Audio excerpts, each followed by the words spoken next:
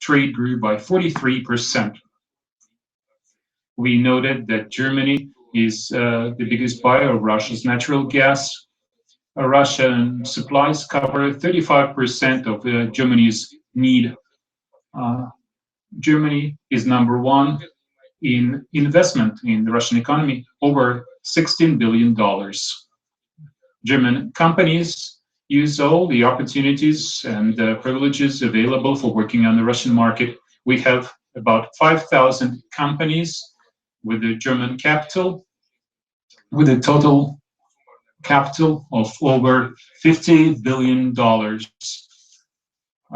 Recently, the Russo-German Working Group on Strategic Cooperation in the economy and finance resumed its activities. This group has to resolve practical issues, establishing ties between businessmen of the two countries, helping them with implementing joint major projects. We also hope that this year German businessmen will participate more actively in the St. Petersburg International Economic Forum. During our talks, we also discussed furthering our humanitarian context, developing our scientific and educational context, cultural ties as well. Yet, we paid closest attention to the international agenda. As regards preparations for the upcoming G20 summit, we'll have a detailed discussion at the working breakfast, which will take place immediately after our meeting with you, ladies and gentlemen.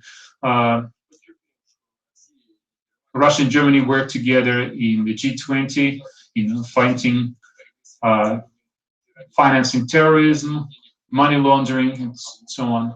Russia is willing to help Germany with its presidency in the G20. We will do our best to make sure that the summit in Hamburg is productive and conceptual decisions based on consensus on international economy and finance are taken. We just had a meeting with our delegations. We discussed the situation in Ukraine, which we are seriously concerned about. We are constantly talking to Chancellor Merkel and other members of the Normandy Four. The last conversation in this dialogue took place on April 17th. The Normandy Four should continue working on resolving the Ukraine crisis. We will do our work in this format.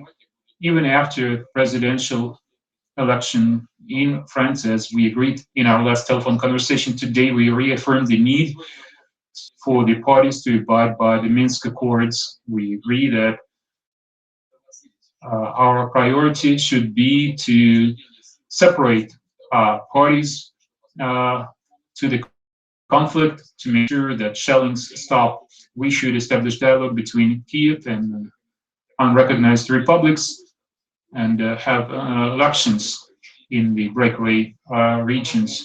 We believe that the special monitoring mission of the OSCE plays an important role in the area, and tragic incidents like the recent explosion of the OSCE vehicle damage peacekeeping efforts and further escalate tensions in the area. Thus, we need to investigate the incident properly. As you remember, 3 years ago, I have to remember this, there was a terrible tragedy that happened in Odessa. Ukrainian nationalists forced helpless people in the House of Unions and burned them alive. The perpetrators have not been to this day. The international community will forget about this incident and should never allow anything like that to happen in the future. We also exchanged our views on the situation in Syria. We said that it is necessary to intensify our efforts in the Astana and Geneva formats. We firmly believe that the Syrian conflict can only be resolved with peaceful measures and only under the aegis of the United Nations. Russia pointed out that there is need for thorough investigation of what happened on April 4th in Han Sheikhoun. We condemn any use of chemical weapons. Those responsible deaths of peaceful Syrian people have to be found and punished. But this can only happen as a result of a thorough, unbiased investigation. Ladies and gentlemen, I would like to say that our talks with Madam Chancellor are always open and businesslike. During the post-war decade, Russia and Germany went through a long and complex way of getting closer, and we should develop a bilateral ties for the benefit of our two nations in the interest of peace and stability in Europe. Thank you.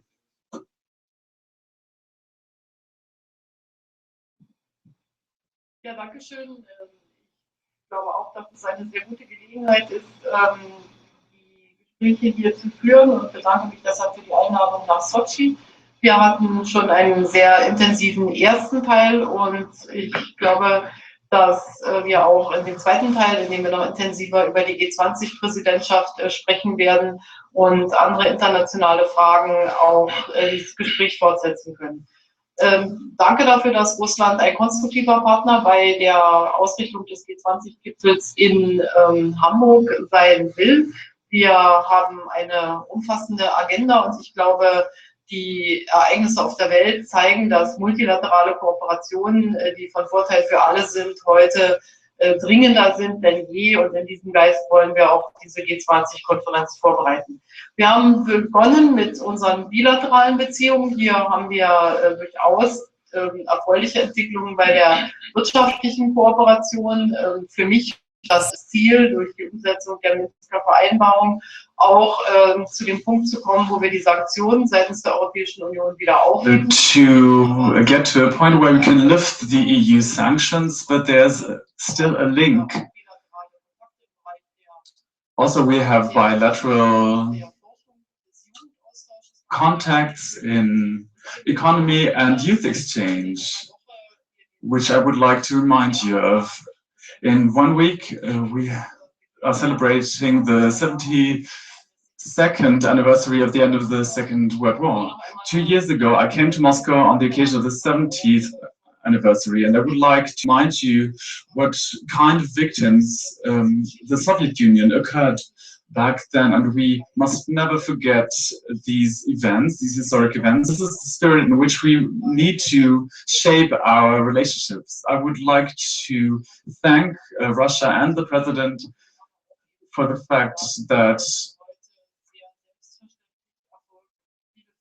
the honoring of war victims comes as a matter of fact. This means a lot. We talked about the development of the Petersberg Dialogue. I think the Petersberg Dialogue has become a forum in which it is possible to address also critical issues in an open way, and I attach great value to fostering exchange, even if there are differences. In this context, we talked about rights and possibilities of the civil society in Russia. I mentioned a topic, the Russian-German house in Kaliningrad. I think we mentioned some solutions. The process will come to an end soon, and I would also like to point out that it's very important to have the right to demonstrate in a democracy, and also the role of NGOs is very important.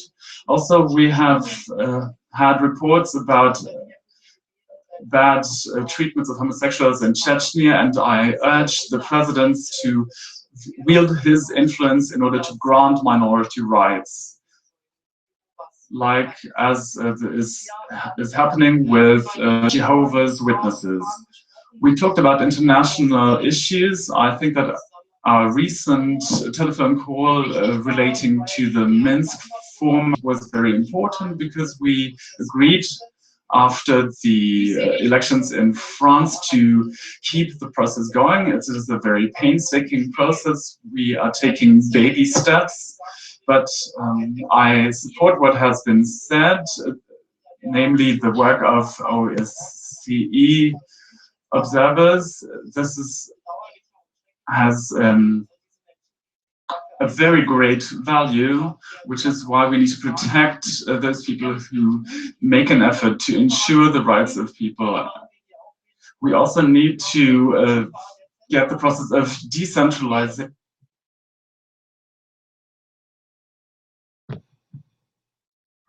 and deconcentration a step further.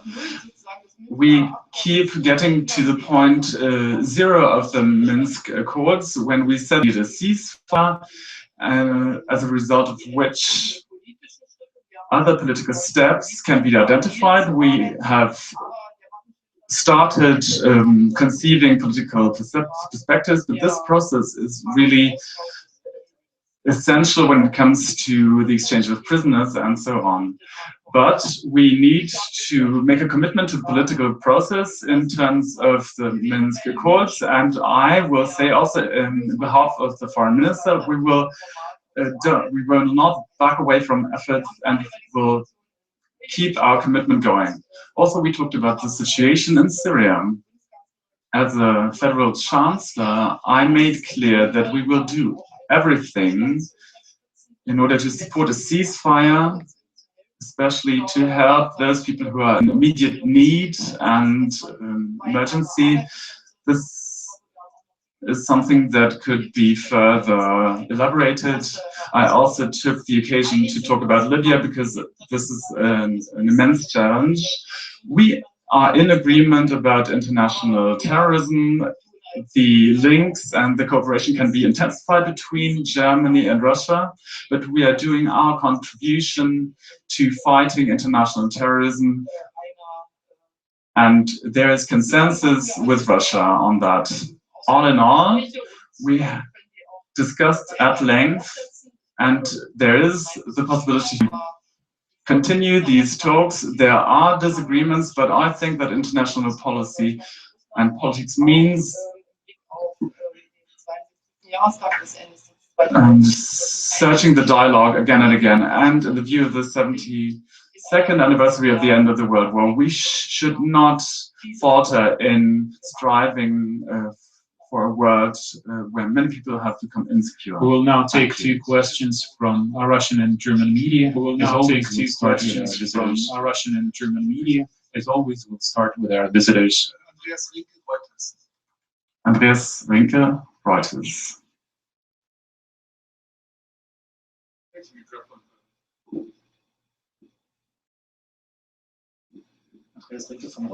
Andreas Rinke by Reuters.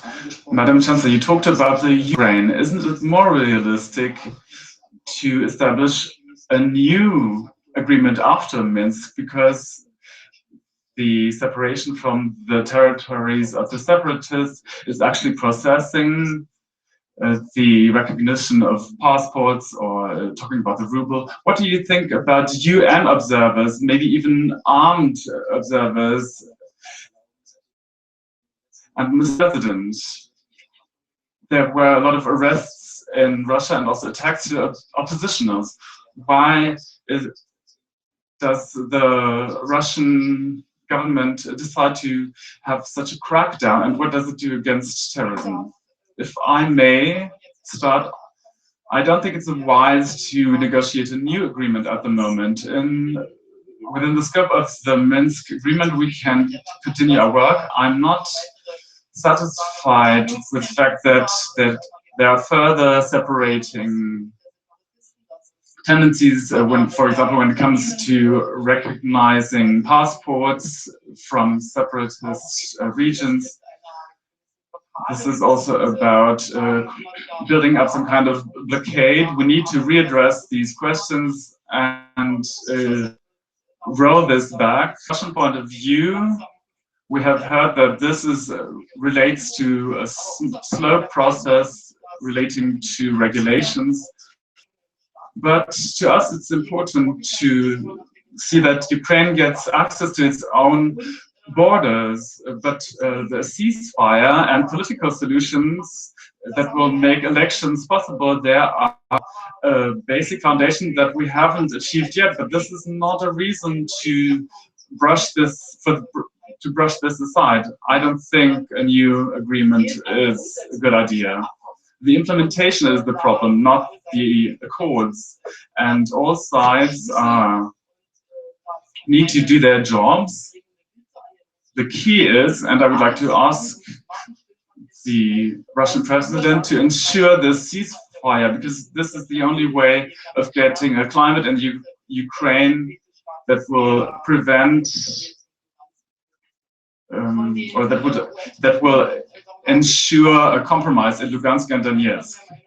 When it comes to UN troops, we agree that the OSCE observers do a brilliant job, and what can be done by the OSCE is being done. And I would like to encourage OSCE observers. They need to be supported by Russia, by Ukraine, but also by the Normandy format.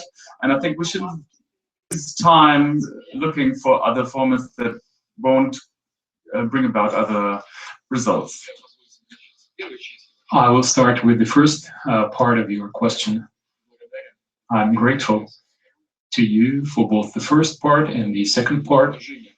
And out of respect to your readers and viewers and listeners, you did all you could. I hope you will convey what I'm about to say in response to your first part and the second part. First, as regards what happened in eastern Ukraine, this is result of an anti-constitutional coup in Kiev. That's number one. Number two, these territories were never separated by anybody. It's the Ukrainian authorities who separate them, doing anything they can, including blockade. I would like to mention that Russia continues supplying goods, including energy, supplying coke for the Ukrainian metal industry, steel industry, but it was the Ukrainian authorities who organized this blockade. We did not introduce the ruble there as an alternative currency. Basically, the Ukrainian authorities withdrew the Ukrainian national currency, the hryvnia, from the territory, and the people living in those territories had nothing, no alternative but to use some other currency. And many different currencies are used there, including the Russian ruble, but because of special economic ties with Russia, of course, the ruble is popular there. Now, as regards privatization, or rather nationalization of companies, nobody nationalized those companies, nobody seized them from legitimate owners, but since those companies in the unrecognized territories were unable to get raw materials from Ukraine, were unable to ship their goods to Ukraine, people who work for those companies, for those factories, have to live somehow, and the only option was for their companies to go into administration. I want your readers, I want your listeners to know this. Nobody seized anything from anybody. And finally, how can those companies operate if they have absolutely no way to get at least some basic revenue from their business? Because the Kiev authorities suspended any kind of financial transactions with those territories. They don't have banks, they don't have the financial system, and all this on the initiative of the current Kiev authorities. Our partners in Europe mentioned at one point that they would be willing to help the Ukrainian authorities to restore normal operation of financial institutions there, but unfortunately, our partners in Kiev did all they could to make sure that those plans of our European partners were never implemented. So, what happens today is a forced measure, is a necessary measure, and I can only agree with the Madam Chancellor that we have no alternative, and there is nothing else we can invent besides the Normandy 4 and the Minsk Accords. We can make no new plans unless we achieve certain results on what we have already decided in years past. As regards the OSCE, like I said in my opening remarks, the OSCE plays an extremely important role there, and we should do our best to help the OSCE work effectively there. Now, as regards protests in Russia and what our authorities do, we discussed this with Madam Chancellor as well, and I pointed out to her, and I would like to point out to you now, that Russia's law enforcement is much more liberal and reserved than their colleagues in some European countries where they use tear gas to break up protests and batons. In Russia, thank God, we have never had to use those so far. Our law enforcement operates within the law and will continue to do so in the future. They will maintain order and discipline, but at the same time, they will also respect the rights of the Russian people to express their views freely. But everything has to be done within the law. Now a question from Russian media, Interfax. Interfax, Mr. Putin and head of the State of Germany. Well, you have mentioned the Normandy 4, that this format is going to continue its operation after the elections in France. But there is a big question whether it's effective or not. We have seen no results, and the Minsk agreements have been stalling so far. And you said it yourself. So how can you assess the efficiency of that format of the Normandy 4? Maybe there should be some attempts made to reanimate it, to revitalize it. So what should be done to make it work again? Well, this format is working. Without this format, the situation would have been much worse than it is today. This is already something, and it means a lot, I assure you. But what else can be done? We should make sure that representatives of the Kiev authorities and representatives of the unrecognized republics come together and sit down at one table. It's impossible to resolve this conflict without a direct dialogue between parties. This has never happened in the world, and I hope that this happens one day. And of course, we have to be consistent in implementing the agreements we have achieved. I won't go into details right now. Last time we had this kind of meeting in Berlin, we had a long and detailed discussion, you may even say an argument. We disagree on some points, but I strongly believe that the current Kiev authorities maybe missed their opportunity to implement the Minsk Accords when they had a way to do so because of their political situation within the country. Today, they don't have that much room for maneuver because of certain circumstances, including the economic and political situation in Ukraine. But still, we need to continue with our efforts in the Normandy 4 format within the Minsk Accords. Like I said, we can't make new plans before we implement the plans that we have already have. From my part, I would like to say something. We disagree on the causes of this conflict. We think that the Ukrainian government came to power in a democratic way. The president has the responsibility to implement the Minsk Accords, but despite of this fact, we decided to choose a common format in order to prevent further escalation. Of course, it is possibly satisfied with the implementation, but I would like to say that we are within a process which will prevent that much worse things will happen.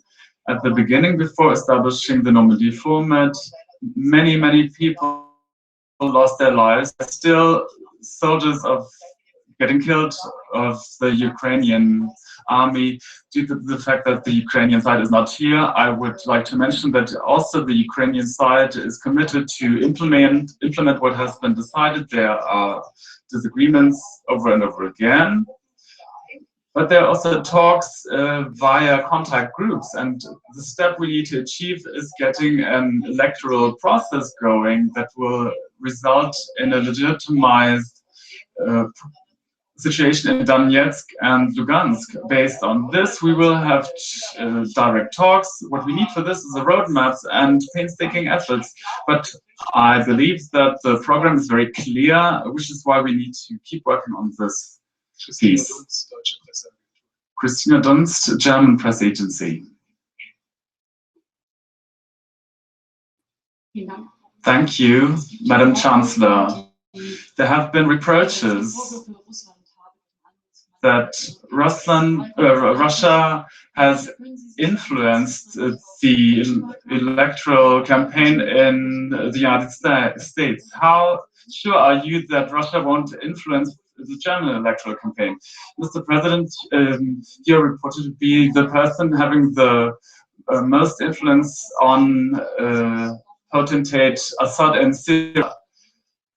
Is your influence really that big, or is your interest in ending this gruesome war not that big due to strategic reasons, maybe? What can you do to end the conflict? Well, I can't say anything about the elections in the United States, but I'm not that afraid. When I'm heading towards an electoral campaign, I have my own approach. There has been this case of Lisa, or the situation in our soldiers. Of course, we take decisive measures. Other than that, we rely on interacting with our citizens. We are aware of the fact that cyber crime is an international challenge these days. And the Russian military doctrine also touches upon the topic of hybrid military strategy, but I think that and believe that we will have no problem during the electoral campaign in Germany, even if there are disagreements. We never interfere in other countries' politics. And we really want nobody to meddle in our internal affairs, in our politics. Unfortunately, we see the opposite happen for years. For years, we've seen attempts to influence political processes in Russia through the so-called NGOs directly.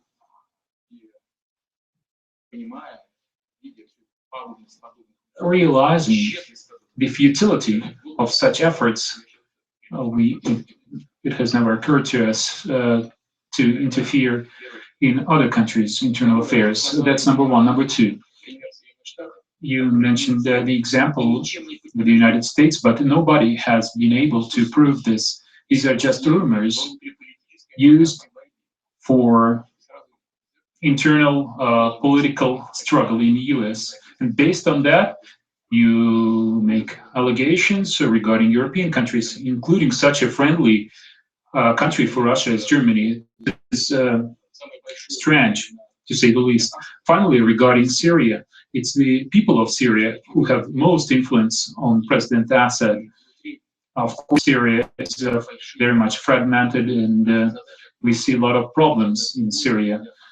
We should create conditions for Syria to come together, for hostilities to cease, for this mutual destruction to cease. We need to create conditions for political interaction between all the political forces.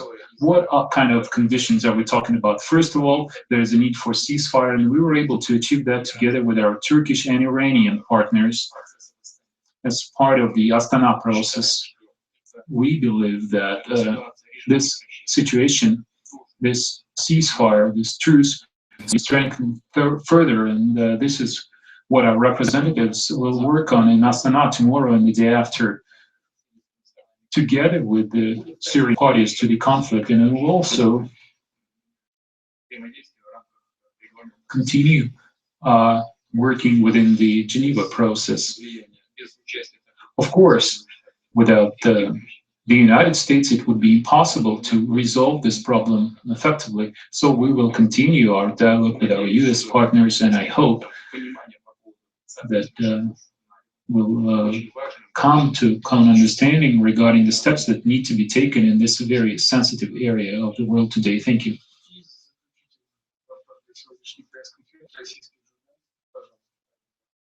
The final question from the Russian media, Pavel Zarubin.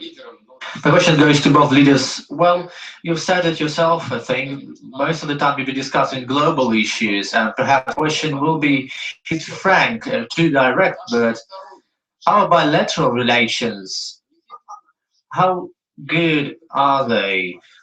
Or you talk about crises only in terms of our bilateral relations, and the G20 discuss economy issues, but the world sees lots of economic problems of all kinds. But if we have any positive outcomes of our recent relations, so can we contribute to the improvement of the global situation in terms of economy? Like I said in my opening remarks, Germany is Russia's #2 partner after China. This means we have a lot of mutual interests. Russia is #1 in terms of investment, $16.5 billion in the Russian economy. And Russian investors, by the way, have invested quite an amount in the German economy, almost over $8 billion. Through our cooperation, Russia and Germany have tens of thousands of jobs. Our cooperation is not a bubble. It's not just something written on paper, something that I and Madam Chancellor have signed. There are hundreds of companies, hundreds of thousands of people behind this. And of course, our cooperation is a major contribution to stabilizing the global economy. Is there a future to our relations? Of course there is. In February alone, like I said, our trade grew 43%. That's bilateral trade between Russia and Germany. This is quite a figure. Yes, we still have many problems, many obstacles in our way, but this is what we are going to discuss as part of the agenda that Germany suggested for the G20. And we will certainly discuss that on the margins. What else can we do to lift the barriers that hinder the global economy from developing? I hope that the G20 platform, and Germany is currently working on the agenda for G20. I hope that this platform will certainly help us. In my opinion, even if there are serious disagreements in some areas, we need to keep the dialogue going. The president pointed to the question of how economic relations are developing. In science, there are long-standing and intensive relations, but the situation of people is so important. There's students on both sides, Russian students in Germany and vice versa. This could be increased in perspective. There's a really fruitful youth exchange. Even despite political disagreements, we should keep a cultural exchange going because culture is a way of getting people together. And I would like to point to the Petersburg dialogue. In Germany, there was a dramatic discussion about whether it is fruitful to keep working within the Petersburg dialogue. Foreign Minister, now Federal President Frank-Walter Steinleiter, made a commitment to keep this process going. Also, the Russian side agreed. And of course, these discussions are sometimes very heated and disagreements. I think they need to be dealt with, they need to be tabled, because if we don't, the understanding of the other side will decrease. And you talked about the implementation of the Minsk process. You could admit that it is going slowly, that we don't move ahead. There are things such as the Steinmeier formula that could be dealt with in 30 seconds, but we need to get back to the negotiation table. And by talking, you maintain the understanding for one another, which is very important. If you look at the history of our both nations over the centuries, it is paramount that we go back, reopen the communication dialogue over and over again, and you always learn something.